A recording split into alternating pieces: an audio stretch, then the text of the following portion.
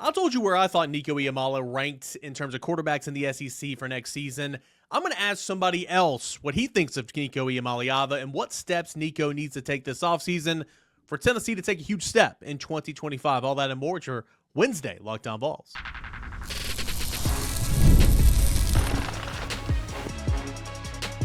You are Locked On Vols, your daily podcast on the Tennessee Volunteers. Part of the Locked On Podcast Network, your team every day. Hey, what's up, everybody? Welcome into it. Wednesday morning edition of Locked On Vols, free and available wherever you get your podcasts. I'm Eric Kane. Thanks so much for being here, you everydayers, and making Locked On Vols your first listen, your first watch each and every single day. Gonna have a fun show coming up.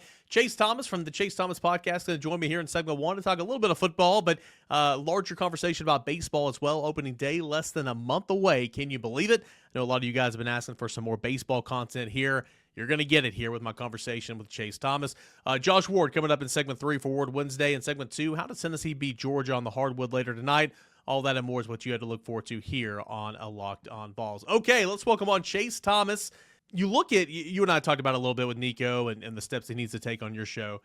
You look at the returning projected quarterbacks, right? And again, we're in the middle of January. Things can change. Spring ball hadn't started yet. I understand all that. But very much a changing of the guard at quarterback.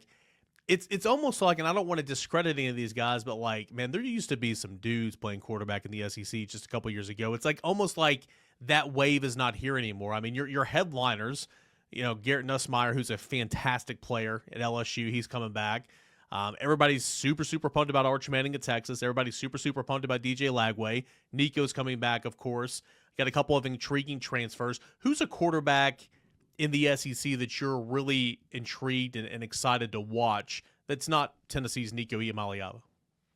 I really want to see what Austin Simmons looks like, the southpaw at Ole Miss. Jackson Dart, I think, was the best quarterback in the SEC this year.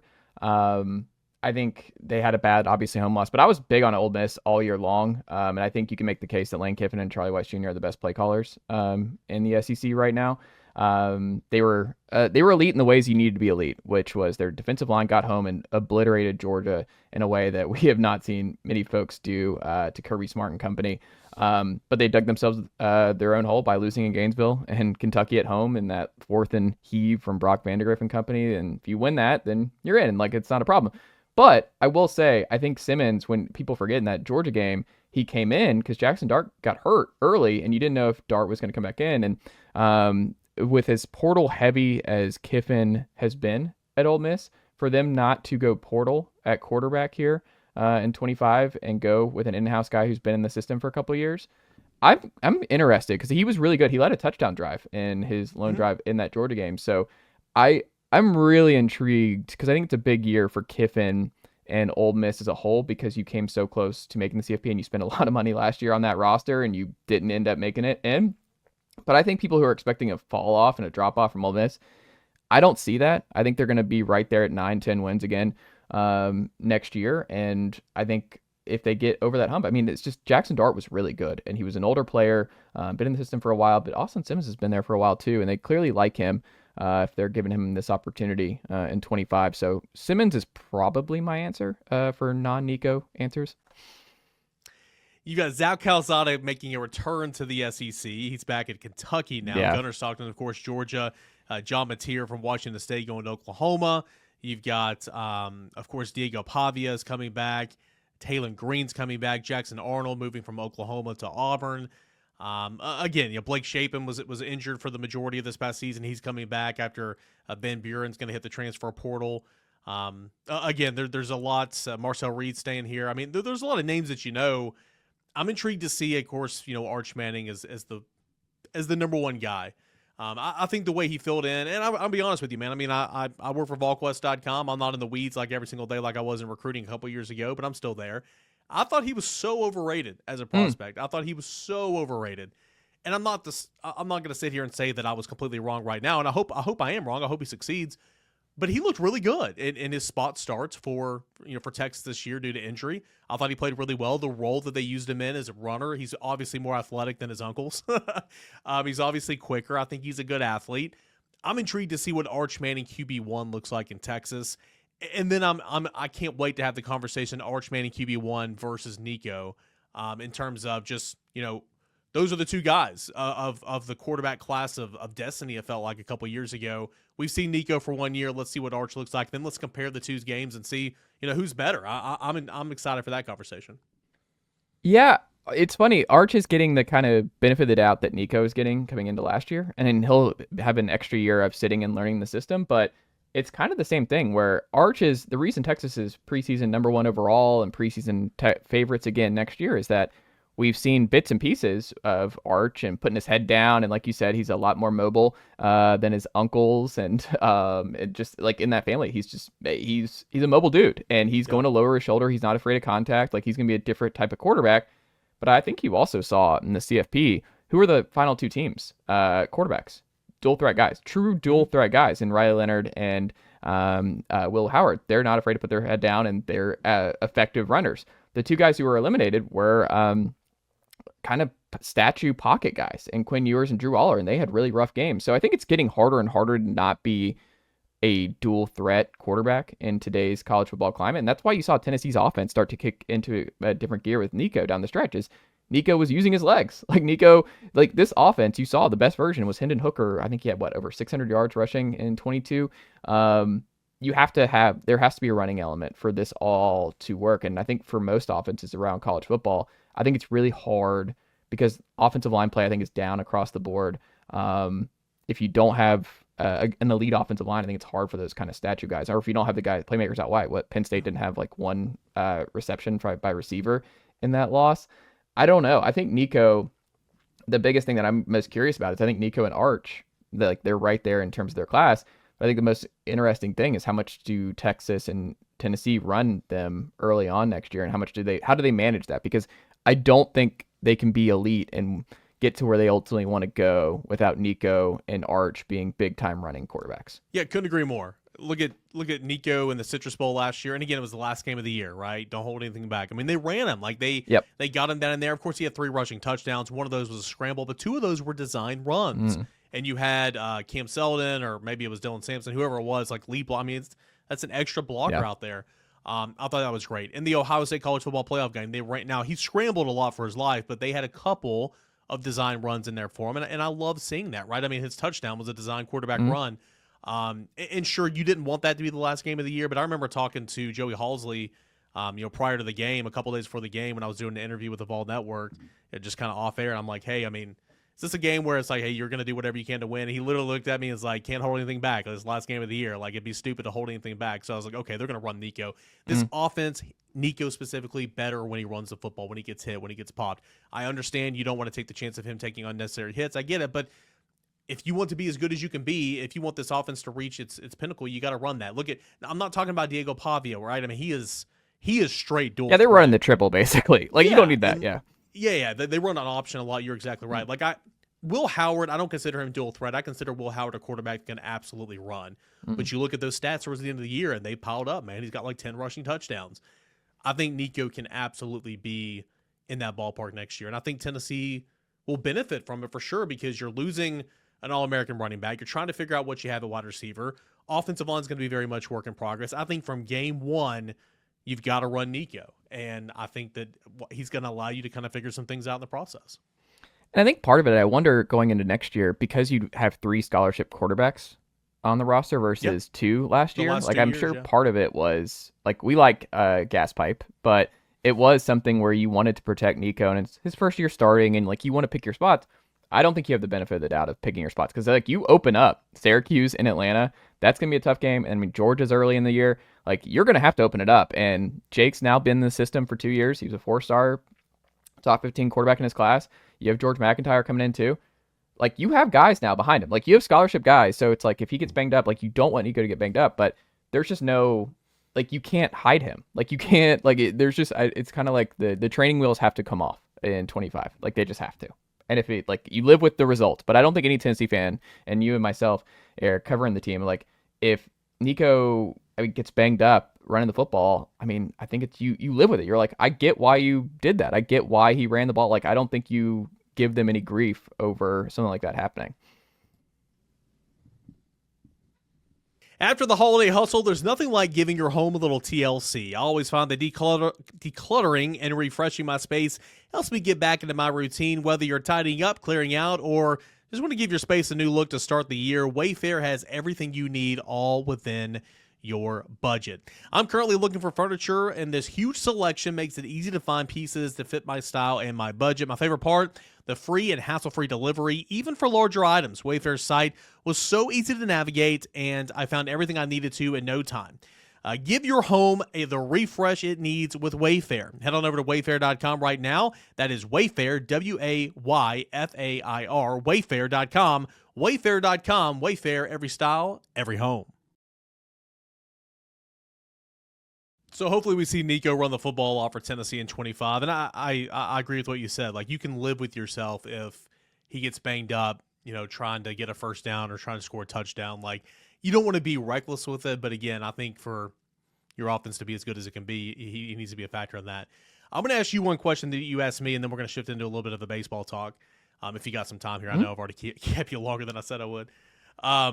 Who's one guy that nobody's talking about that we're going to be talking about in 25? Can be a guy that starts, can be a guy that's a newcomer, can be a guy that's a returner that didn't play a whole lot.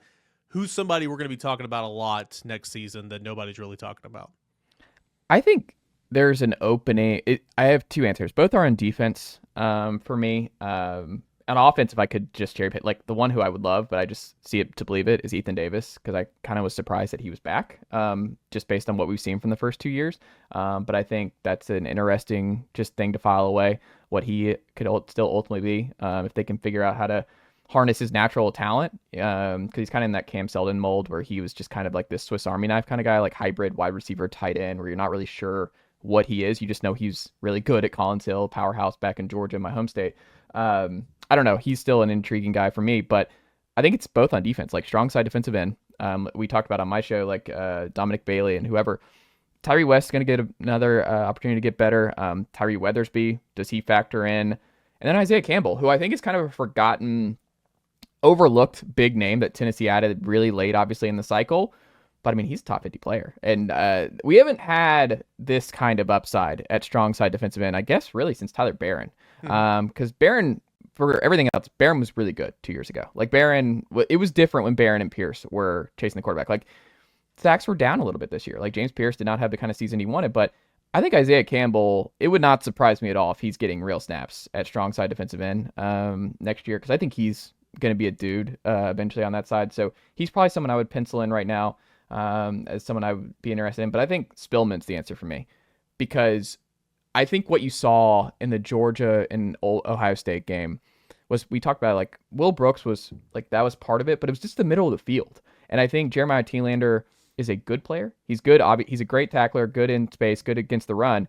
But in space, it's kind of a problem. And you saw how teams have wheel routed Tennessee to death and just really put the middle of the field. They're like, if you don't get home, they're going to dice you up in the middle of the field. It's happened multiple years at Tennessee. This year, I think there's a lot of promise with Arian Carter going into year 3 and really having a lot more familiarity. And if you have Spillman and Carter, that's the most amount of talent you've had at linebacker. And maybe Jaden Harmon too. We'll see how he comes along. But I'm a big Spillman guy, and I think Spillman just has that natural middle linebacker, like, really good. He's just someone who I just think is going to be really good at Tennessee if he can stay healthy. So Spillman's probably my answer, because I think Tennessee fans have been waiting for elite linebacker play, and you kind of had that early with Keenan Pili, and you saw the difference when he went down.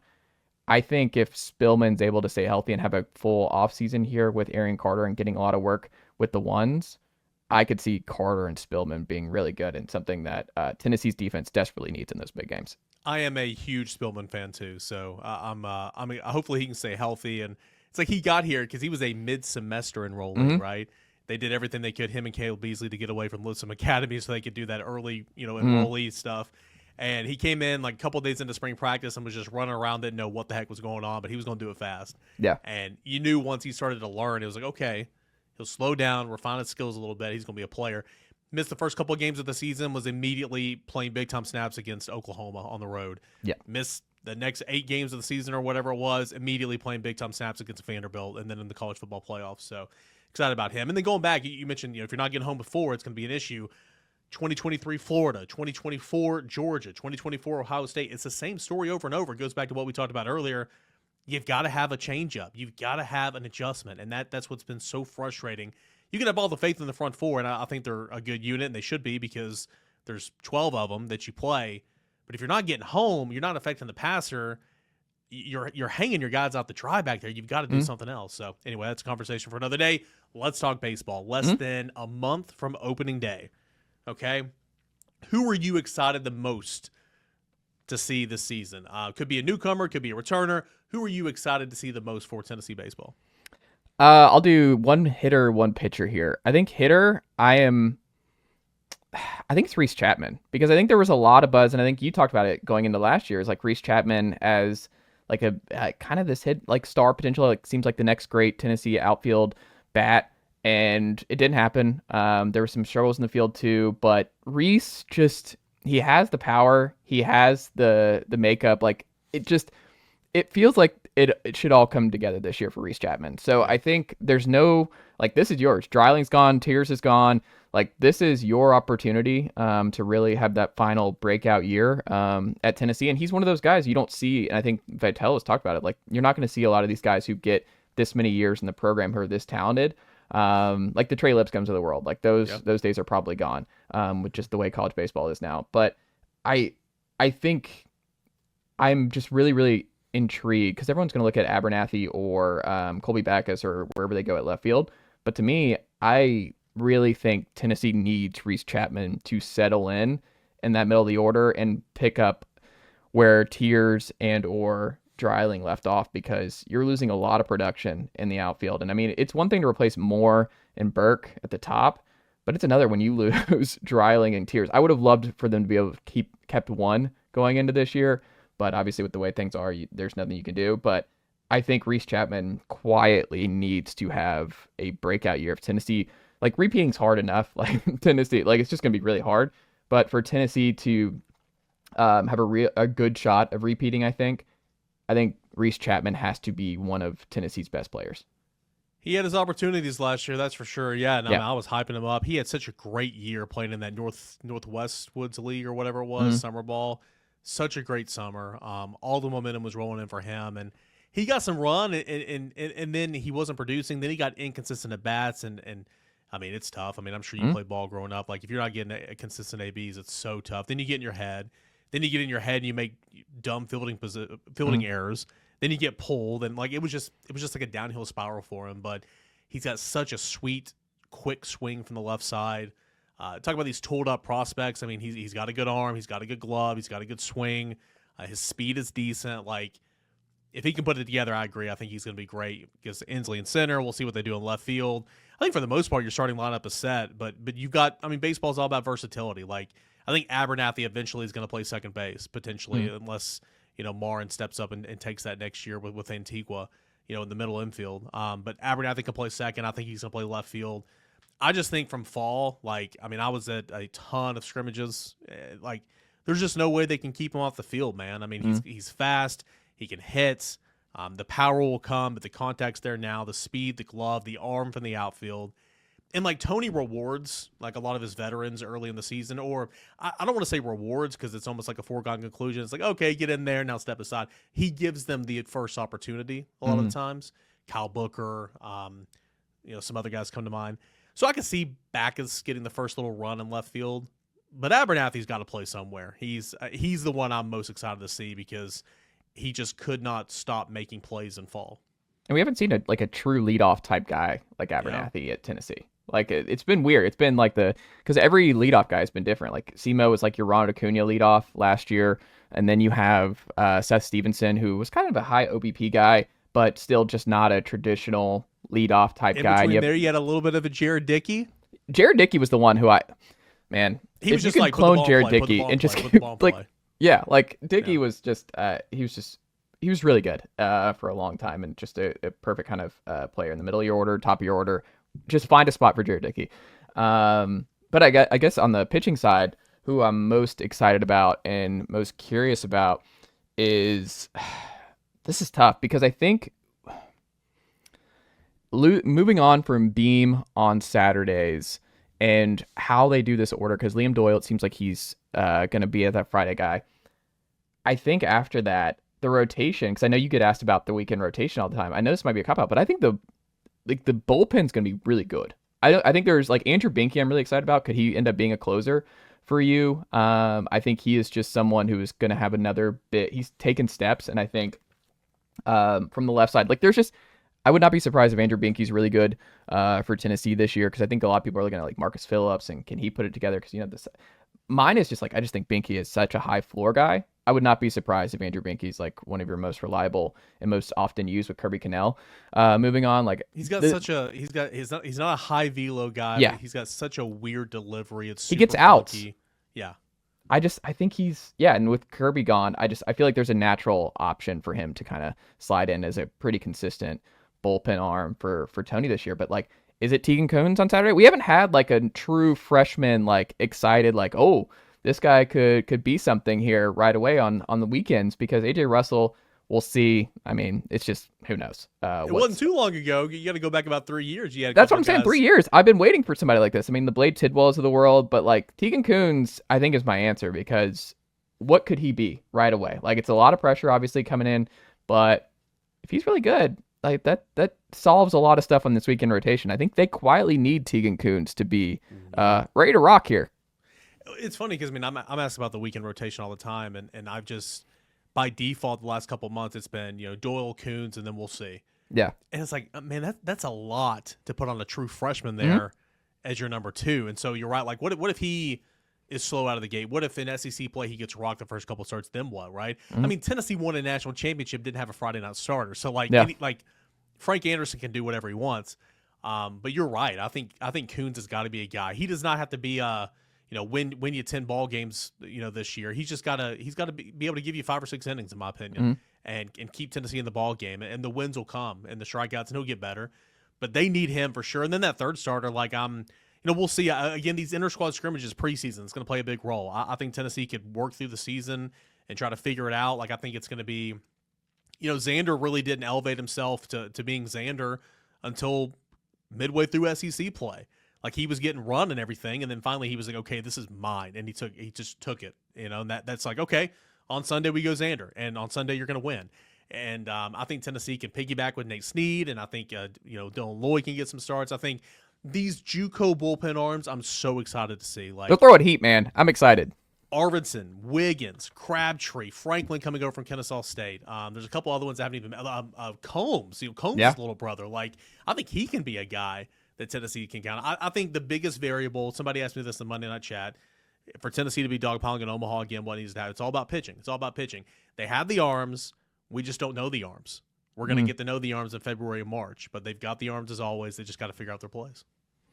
I love that. I mean, I still think the pitching will be better, but like you said, I don't think anyone, like, if you gave some true serum to Tennessee's coaching staff of like, if they knew the pitching staff was going to unfold the way it did before the year, would they say that they would feel good about their national title chances? My guess is they would say no. I interviewed Frank Anderson on the field, confetti falling. Like, I was like, hey, I know you're busy, but can I grab you? He's like, sure. And I was like, ask him questions. And then he was talking about the Friday night start. He was like, the way we did it, like, that's not how you do it. Like, that is, I don't know how, he essentially was like, I don't know how we did it. Like, that is not how you draw it up. And he started laughing. So it's like, if you can figure it out, then just figure it out. But I mean, Tennessee was very unorthodox last year.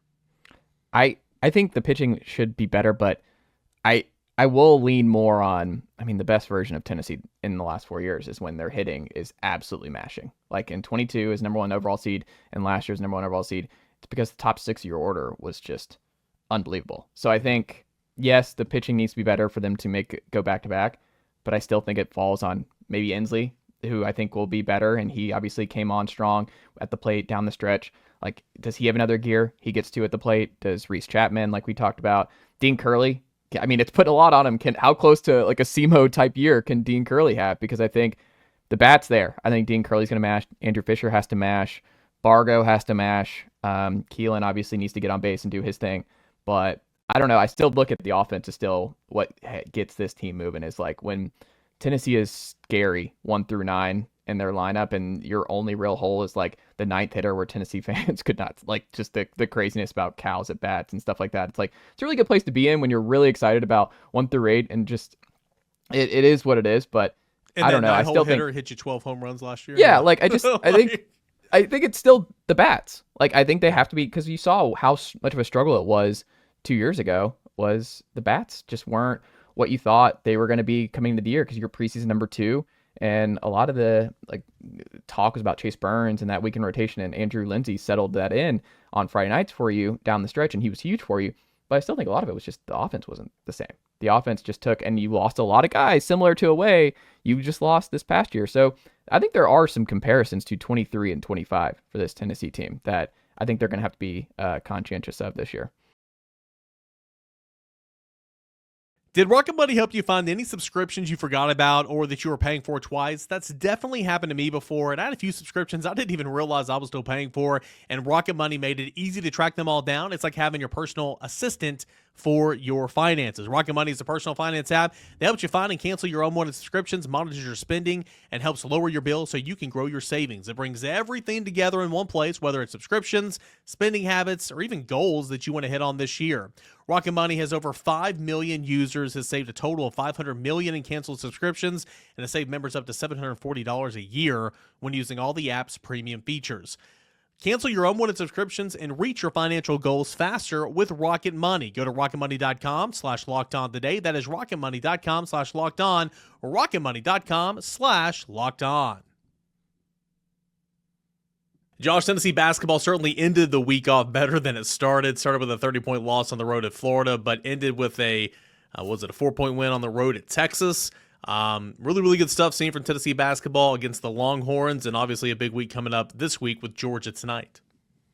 Yeah, Tennessee needs to make sure it takes care of business. Georgia is a quality team. It's a tournament-level team, I think, and has been off to a good start in SEC play. Tennessee back at home, though, needs to win games, and I think Tennessee will be really good at home over the course of the SEC schedule. We'll see if that plays out. But going on the road and splitting 2 games against Florida and Texas is just fine. That's a positive, I think, for Tennessee. Losing by 30 points at Florida is no good.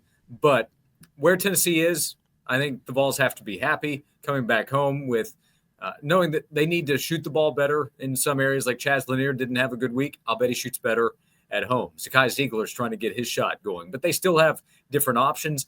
To me, the biggest positive coming out of the weekend was Darlin Stone-Dubar and how he was able to help and step up to make plays, hit shots, the big putback dunk. That was the biggest positive to go along with the result, getting that win at Texas.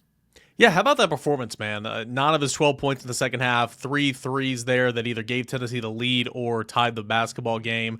Had a little emotion as well, silencing the crowd there in Austin.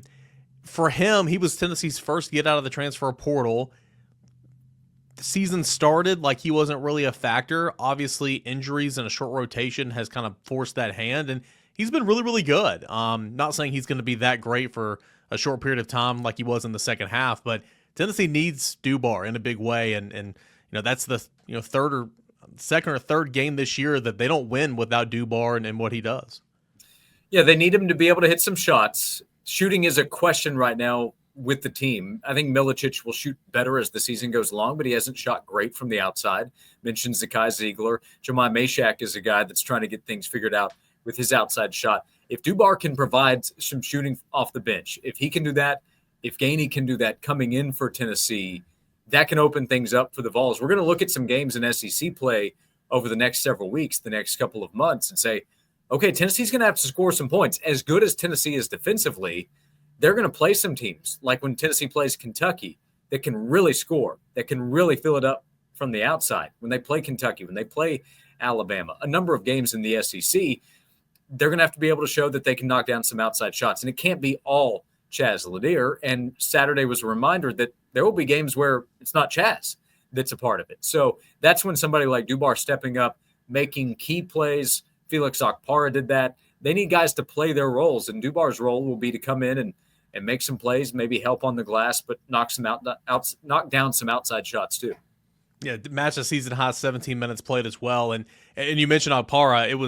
not the two transfers that led Tennessee that you probably would think, right? Milicic and, of course, Lanier. It was Okpara on the defensive end and Dubois on the offensive end. Yes, and Akpar is going to be a guy that I think they count on defensively throughout the season with a lot of confidence with his ability to block shots, alter shots. If he can help be a guy that he can catch lobs, score around the basket, put back opportunities, maybe get the basketball in a situation and move it to a guy that has a chance to knock down a shot or make a play, depending on where Akpar is with the basketball around the basket. Those little things matter. And every game, we're going to have different conversations. Zakai will be the guy that leads every time. And over the course of the season, Chaz Lanier is most often going to lead them in scoring. But it can't be every single night. And defenses will try to do whatever they can to slow down Chaz Lanier and say, okay, do you have other guys that can hit shots, that can put up points? And if the answer is no, well, then Tennessee's going to have some other games that they lose. But if they have other players step up like they did on Saturday, they're going to win a lot of those games. You mentioned Georgia a moment ago. It's a tournament team. It's a team that knocked off Kentucky last week. Give us a scout on the Bulldogs, and how does Tennessee win this one against Georgia that's feeling themselves a little bit? Well, Tennessee needs to bring it defensively, and I think that will happen at home. I think Tennessee will shoot better offensively.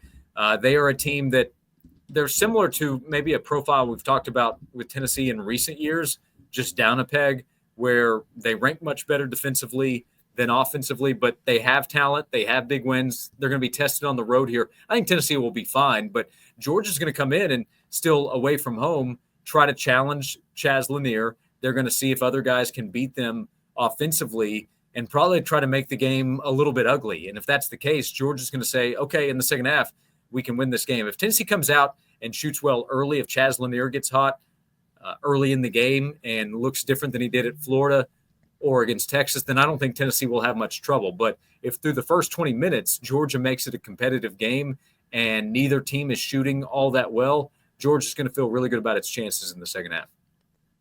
So a listener chimed in for our mailbag show yesterday and kind of gave a starting five, if you will, of Rick Barnes coach players at Tennessee and non-Rick Barnes coach players at Tennessee. So like the best of the rest, essentially. And so it was really interesting. I took some of his and I kind of added mine as well. Tell me what you like, what you dislike about my Rick Barnes coached all-time team. Okay. Got a couple of really good players on the bench. So, point guard Jordan Bone, shooting guard Chaz Lanier. There's not a whole lot of options there, but we'll get to the bench in a moment. Small forward Dalton Knecht, power forward Grant Williams, center Kyle Alexander. Bench players Lamonte Turner, Jordan Bowden, Admiral Schofield, and there's a conversation there for John Fulkerson as well. So no Zakai? No Zakai. I had Zakai on the bench, I guess. I didn't put that. He should be on the bench. I had Jordan Bone over Zakai. Is that wrong? I like Jordan Bone a lot. Zakai would be my point guard, knowing what Rick thinks of him. He already has SEC Defensive Player of the Year on his resume. There is a chance that Zakai is an All-American at the end of this season. He is a guy that he has that toughness and that leadership that the program really needs at that position. So I would go Zakai as the point guard. I know some of the limitations he deals with, and Bone is a pro, and he's a super athlete, and he's a really good player, a part of winning teams. So this is no knock on Jordan Bone. This is a positive about Zakai and what he brings to the team. And it's so difficult because of the amount of terrific players that have come through under Rick Barnes. But I would have Zakai Ziegler as my point guard if I'm trying to put together the all Rick Barnes team at Tennessee. Not a whole lot of options at the five at the center position. So Kyle Alexander's there. Nobody's moving Knecht or Grant Williams out. Shooting guard Lanier for Turner. There's versatility here. Turner for a Bowden. Would you make a move there, or would you stick with Lanier and his upside? Well, he's so early in his tenure at Tennessee, and we have to see how things play out. I guess he could play his way off the team, yeah. But the upside for Lanier is that he's a starter, because the upside for him, similar to Zakai, is All-American and candidate for Player of the Year in the SEC. I think Santiago Vescovi is an interesting player to consider, because his senior season is not going to be the best season that we remember, but he was a multi-time All-SEC player, big-time shooter, was a playmaker, had to take on different roles at Tennessee, and was really good. But knowing the upside of Lanier and seeing him at his best so far this season, he would be my shooting guard too. Yeah, and knowing that the Zakai's of the world, the Mashaks, the Josiah Jordan James, the Santis, those are what make the Rick Barnes team so good. Where, of course, you have the, all-star power, Grant Williams, Dalton Connect, and so on and so forth. Let's go to the non. One other player that's really interesting is from the very start, is Kevin Punter. Yeah. Because one season, and it was not a part of winning big games at Tennessee. That was before things got going, of course, with the Grant Williams group. But in that one season, Kevin Punter was terrific, and he has been a terrific pro overseas, big-time player. I've had some people mention, Kevin Punter as well, and he was in my conversation too. There's just so many good players. Sure. The non-Rick Barnes team, Coach Bruce Pearl. I don't think anybody's going to argue with that. Here's mine: point guard Tony White, Allen Houston's the shooting guard because he played the two here at Tennessee. Ernie in the small forward, Bernie at the power forward, Reggie Johnson, at center, Lofton on the bench, Dale Ellis on the bench, and if you want to go for another big off the bench, Tom Borwinkle at the 5, who was the 4th overall pick. Yeah. Ron's not on there. I know I'm sliding him there. I know. He's SEC Player of the Year. I know. Ron Slay. I know. I'm a big hater. Yes, Slay is a snub. I'm trying to just go through. Our guy Steve Hamer was a terrific player in the 90s, taken by the Celtics. So, if you're going all time, I know that the best years overall have been more recent with Bruce Pearl's run. I mean, that's part of the non-Rick Barnes years, but that's more recent in getting to the Elite Eight, and of course what they did this past season. So, but the history of Tennessee basketball has a bunch of terrific players. So even those years that had disappointing ends and how they finished up, the Jerry Green years, they had a bunch of big time talented players. CJ Black was a really good player. Isaiah Victor was a big time player at Tennessee, but you can only fill so many spots. So I think you did a good job with both your Rick Barnes and non-Rick Barnes teams. I get our biggest difference would probably be Jordan Bone or Zakai Ziegler at point guard.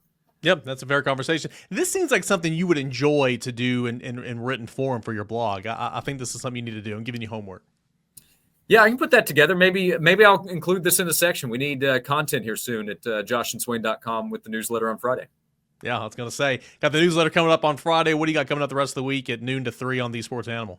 Yeah, a lot of hoops talk and still talking about the offseason with Tennessee football. Jason Swain with his opinion on what they need to do to continue to build on the offensive side. So 12 to 3 every day on The Sports Animal, and you can always find the show wherever you get your podcasts. Great stuff as always there from Josh Ward. A little bit we do call Ward Wednesday every single Wednesday right here on Locked On Vols. Hope you enjoyed that conversation. Getting set for Tennessee and Georgia.